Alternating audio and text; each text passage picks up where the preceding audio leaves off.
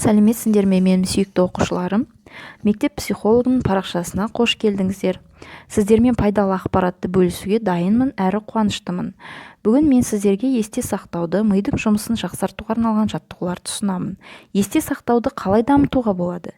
Біз саусақтарымызға арналған жаттығулар жасау арқылы зейін, есте сақтау, қабылдау, көру, сипап сезуді дамытуға болады екен. Сонымен қатар мидың жұмысын жақсарта түсеміз. Бұл миға арналған жаттығуларды жапондық ғалым Йосиро Цуцуми саусаққа арналған жаттығулар еңбегінде жариялаған екен. Сонымен бірінші жаттығу: терең дем аламыз, дем шығарамыз.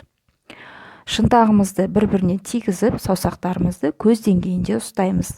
Алақаныңыз бен саусақтарыңыз бір-біріне тиіп тұру қажет. Деміңізді ауыз арқылы шығарып, оң қолымызды сәл түсіреміз.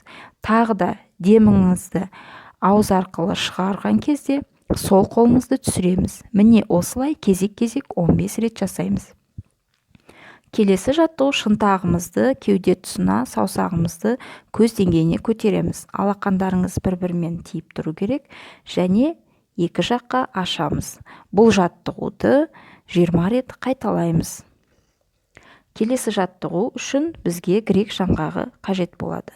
Сол қолымызға грек жаңғағын қойып, оң қолымызбен жауып, үстінен айналдырамыз.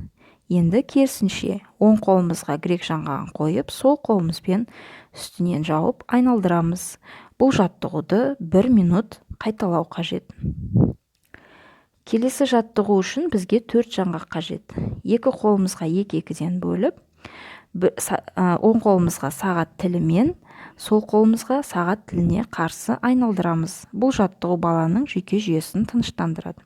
Келесі жаттығу: оң қолымызды жұдырығымызға түйіп, сол қолымызды кеуде тұсына ұстаймыз және осылай бірнеше рет қайталаймыз. Егер де сол қолыңызбен жазатын болсаңыз, міндетті түрде оң қолыңызбен жазып үйреніңіз. Немесе оң қолыңызбен жазатын болсаңыз, міндетті түрде сол қолыңызбен жазып үйреніңіз. Назарларыңызға рахмет. Сіздермен болған Мөлдір Өтегенқызы.